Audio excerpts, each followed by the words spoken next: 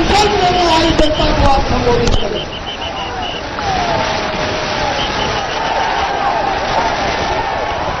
भारत माता की, भारत माता की। मंच पर विराजमान भाजपा के जिला अध्यक्ष सम्मान कोठारी जी, इस चुनाव में भारतीय जनता पार्टी के प्रत्याशी लोकेंद्र सिंह जी तोमर,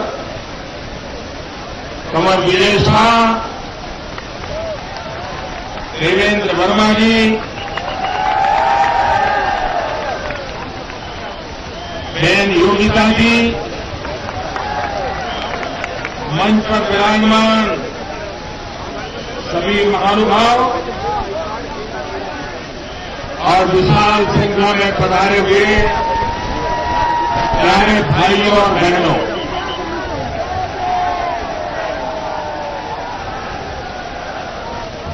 मैं हैरान हूं, वहां दूर छत के ऊपर लोग खड़े हैं,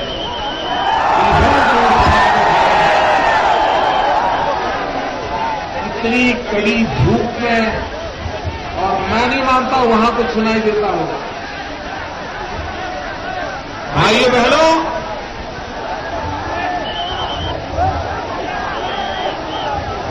एक चमचमाती दोपहर की धूप और दूर दूर इतनी भीड़, भाइयों बहनों, हवा का रुख साफ दिखता है।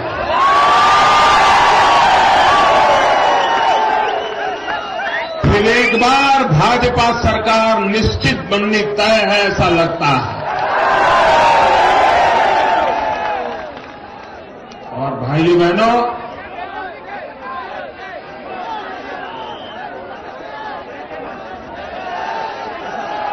ये चुनाव भारतीय जनता पार्टी वादे देकर के, गुमराह कर करके, भांति भांति की रेवड़ियां बांट करके, मन लुभावने वादे करके पार्टी चुनाव के मैदान में नहीं उतरी है। एक तरफ मन लुभावने वादे हैं, तो दूसरी तरफ भाजपा सरकार का विकास का काम है।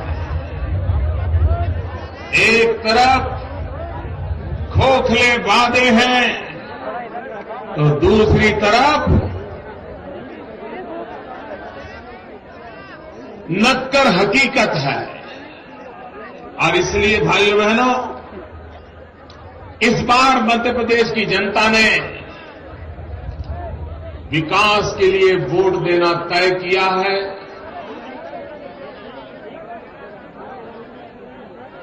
वोट बैंक की राजनीति से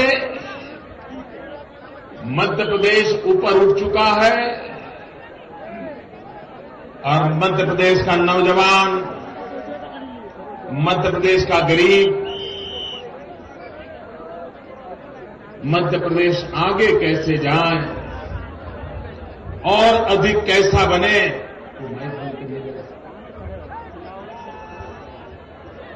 और अधिक कैसे अच्छा बने, इसके लिए प्रयास कर रहा है। भाइयों बहनों, आज से 10 साल पहले मध्य प्रदेश का हाल क्या था? क्या हाल था भैया? क्या हाल था? घंटा था? क्या हाल था? क्या हाल था? अरे दूर वाले बोलो, क्या हाल था? क्या फिर से मध्य प्रदेश की दुर्दशा करनी है क्या? क्या फिर से मध्य प्रदेश को बर्बाद होने देना है क्या? क्या फिर से मध्य प्रदेश को लूटने वालों के हाथ जाने देना है क्या? क्या फिर से एक बार मध्य प्रदेश में तबाही का मंजर देखना है क्या? कोई नहीं चाहे। वो पुराने दिन याद करते ही पुरानी उम्र के लोग कांप जाते हैं। कैसे दिन बिताए थे, बिजली नहीं, पानी नहीं, सड़क नहीं, गरीब की फितरत नहीं, कुछ नहीं, बस मजा ले लो। सरकार बन गई है ना, उठाओ फायदा। यही चल रहा था भाई, यही चल रहा था। आप मुझे कहिए भैया, जब ये बंटाधार का जमाना था तब बिजली मिलती थी? मां बीमार हो, पंखा चलाना हो, बिजली आती थी? 10वीं 12वीं की परीक्षा हो, बेटे को एग्जाम हो, बिजली आती थी? घर में नई नई बहू आई हो, टीवी सेट लगा हो और टीवी पे सीरियल आती हो, सास भी कभी बहू है, टीवी चलता था, बहू को टीवी देखने को मिलता था, वो हाल थे ना? भाइयों बहनों, आज बिजली मिलती है। मैं शिवराज जी को अभिनंदन करता हूं, उन्होंने अटल ज्योति कार्यक्रम लागू किया और अटल ज्योति कार्यक्रम लागू करके गांव में भी 24 घंटे बिजली देने का बीड़ा उठाया। भाइयों बहनों, आप देखिए,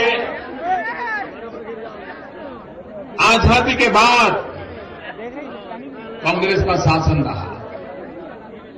अगर हम 50 साल का हिसाब लगा लें, 50 साल का, 50 साल में मध्य प्रदेश में सिर्फ 4-4.5 हजार मेगावाट बिजली उत्पादन होता था।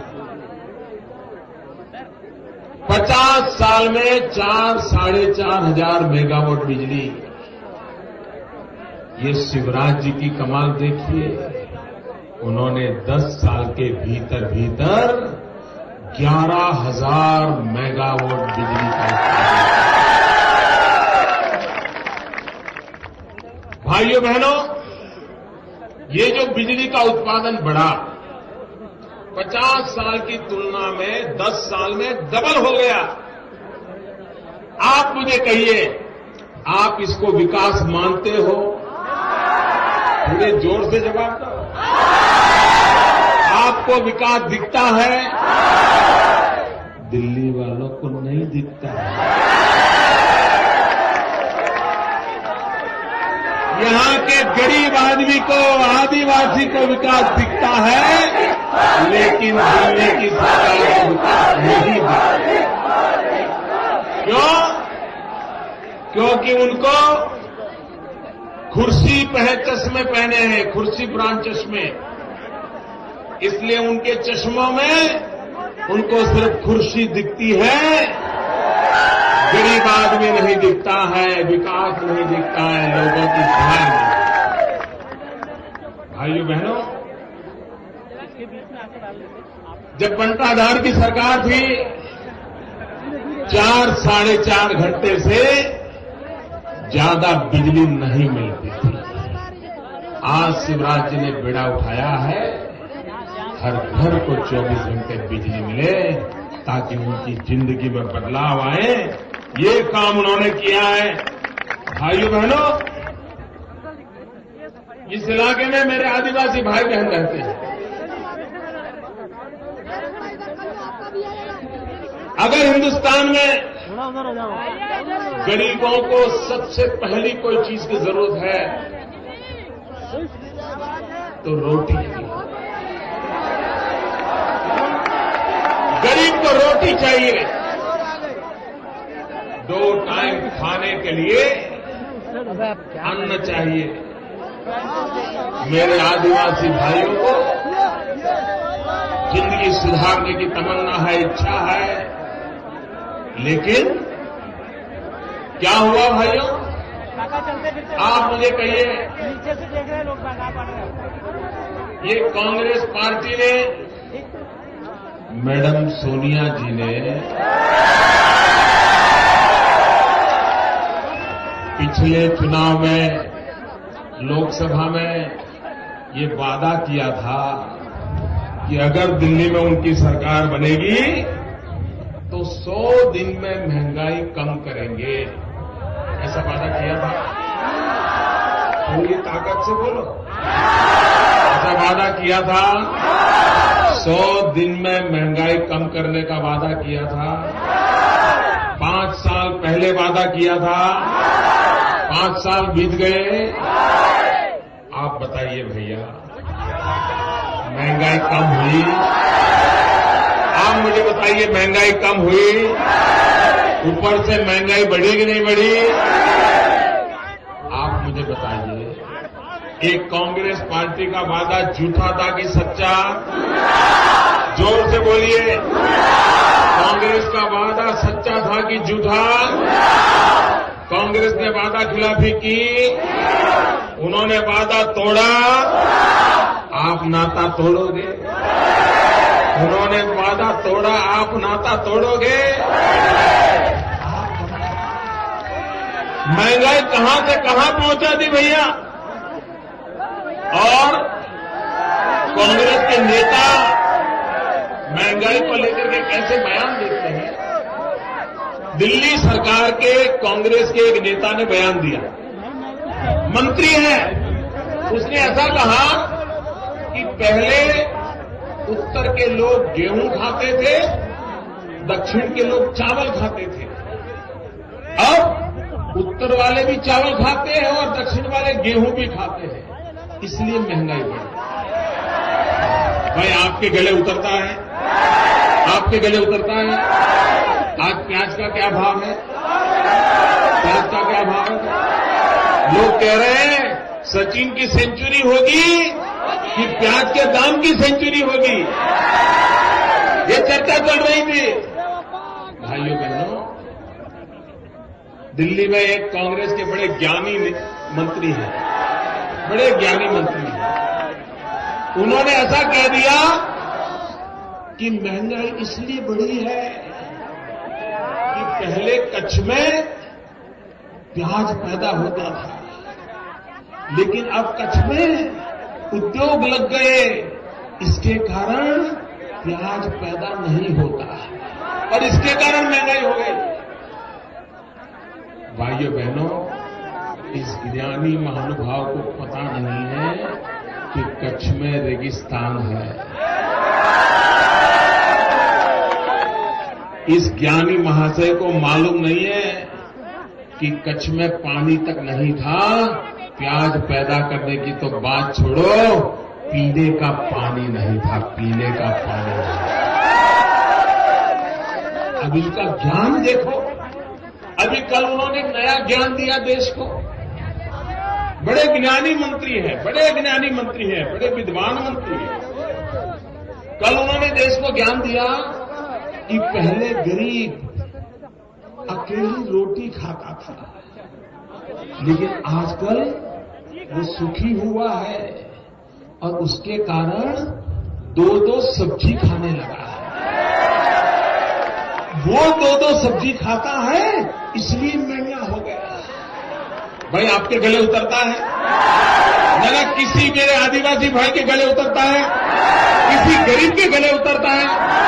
मुझे बताइए भैया, ये गरीब के गांव पर नमक छिड़क रहे हैं कि नहीं छिड़क रहे? ये गरीब के ऊपर तेजाब छिड़क रहे हैं कि नहीं छिड़क रहे? भाइयों बहनों, गरीब के लिए इनकी ये सोच, इस प्रकार की चर्चा, इस प्रकार की बातें, भाइयों बहनों, उनको गरीब की परवाह नहीं है। आप देखिए, ये हमारा खंडवा इलाके का किसान, हम कपास पैदा करते हैं ना, कपास की खेतियां होती है ना।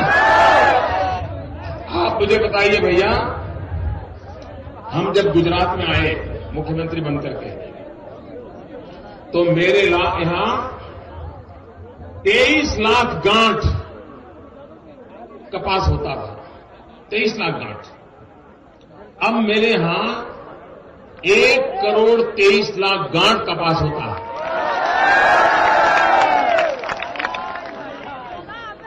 लेकिन कपास ज्यादा होता है गुजरात में, मध्य प्रदेश के खंडवा वगैरह इलाके में। ये दिल्ली सरकार को पेट में पीड़ा होने लगी। ये भाजपा सरकारों में किसान कपास पैदा करके सुखी हो रहा है। इसको सबक सिखाना चाहिए। आप देखिए, दिल्ली की सोच देखिए। हमारे देश से कपास एक्सपोर्ट होता था। चीन हो, फ्रांस हो, इटली हो, इवन पाकिस्तान हो,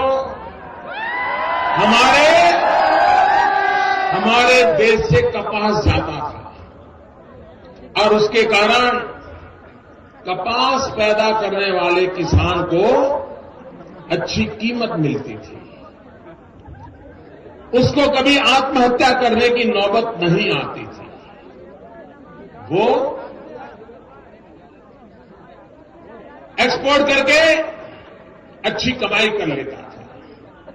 मैंने तो देखा है विदेश से कंपनियां खेत में कपास, जब अभी तो फसल ऐसी खड़ी है, आकर के दाम तय करके माल ले लेते थे। अचानक दिल्ली की सरकार ने पिछले वर्ष कपास एक्सपोर्ट करने पर प्रतिबंध लगा दिया।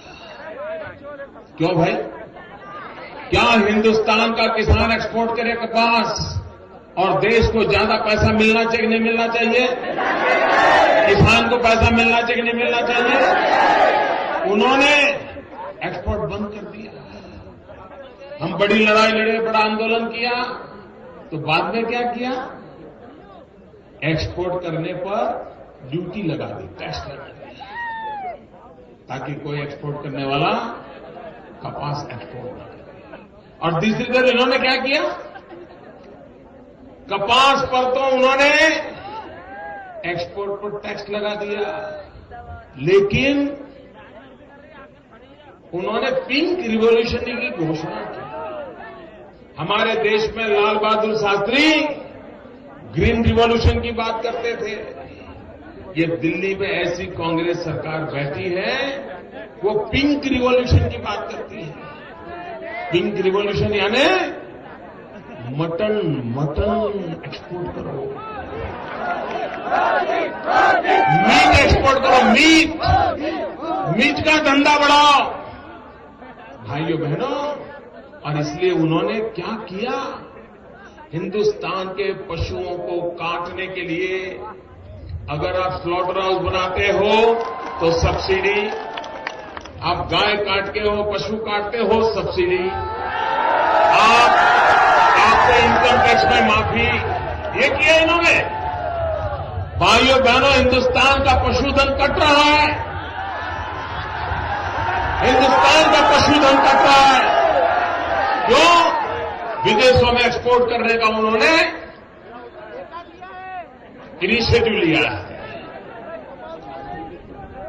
कंसेशन दिए जाते हैं, स्पेशल स्कीम दी जाती है। भाइयों बहनों, ये बड़ा अजीबोगरीब सरकार है कि जो, भैया ठीक है, सुन लीजिए भैया, भारत माता की एक गजब की सरकार है दिल्ली की। वो किसान को तो कपास एक्सपोर्ट करने के लिए टैक्स देता है और मीट एक्सपोर्ट करने के लिए सब्सिडी देता है। भाइयों बहनों, ये देश, इस सरकार को पहचानना चाहिए। उसको गरीबों की, किसानों की परवाह नहीं है। आप देखिए, हिंदुस्तान के किसान ने गेहूं पैदा किया, गेहूं के भंडार भरे पड़े थे, पानी में भीगते थे, बरसात में सड़ते थे। ये गेहूं गरीबों को बांट दो, भाइयों बहनों, सुप्रीम कोर्ट के कहने के बावजूद भी दिल्ली की ये सरकार ने गेहूं गरीबों को नहीं बांटा, सड़ने दिया, भीगने दिया, बर्बाद होने दिया। और बाद में क्या किया? जो शराब बनाने वाली कंपनियां थी उनको 80 पैसों के दाम से वो गेहूं मुफ्त में बेच दिया। भाइयों बहनों, गरीब का पेट भरने के बजाय शराब की बोतल भरने में उनको इंटरेस्ट ज्यादा था। अगर वो गेहूं गरीब के पेट में गए होते तो मेरा गरीब आशीर्वाद देता, लेकिन उनको तो गरीब के पेट का गेहूं शराब बनाने के लिए दे दिया। वो शराब की बोतलें भर रहे थे, फिर वो शराब महंगा होकर के गरीब के घर जाता था। फिर गरीब है जो आदिवासियों की विरोधी है, जिस सरकार को गरीब का कल्याण नहीं करना है। आप देखिए इतनी महंगाई है कि नहीं भैया? आप मुझे कहिए, मध्य प्रदेश में प्रधानमंत्री आए थे, मध्य प्रदेश में मैडम सोनिया जी आई थी, मध्य प्रदेश में राहुल जी आए थे, सब आए थे ना? किसी ने, एक ने, भाइयों बहनों, कांग्रेस पार्टी का अहंकार 7वें आसमान पर है। वे अपने कामों का हिसाब देने को तैयार नहीं, अपने पापों का जवाब देने के लिए तैयार नहीं है। ऐसी कांग्रेस पार्टी, ऐसी सरकार, भाइयों बहनों, गलती से भी मध्य प्रदेश में पैर मत रखने देना, वरना फिर मध्य प्रदेश में भाइयों बहनों, तो भी सुबह ही मतदान करना है, कमल के निशान पर बटन दबाना है, फिर एक बार भाजपा की सरकार बनाना है। आदिवासियों के कल्याण के लिए, किसानों की भलाई के लिए, नौजवान को रोजगार के लिए, गरीब के कल्याण के लिए फिर एक बार शिवराज जी की सरकार बनाना है। और इसलिए हम सब तय करें, पहले मतदान फिर जलपान। मतदान नहीं करेंगे तब तक जलपान नहीं करेंगे। पक्का? वादा करते हो? मेरे साथ बोलो। मैं कहूंगा पहले मतदान, आप कहिए फिर जलपान। पहले मतदान, पहले मतदान, पहले मतदान। घर घर ये आवाज पहुंचाइए। बहुत बहुत धन्यवाद, बहुत बहुत शुभकामनाएं।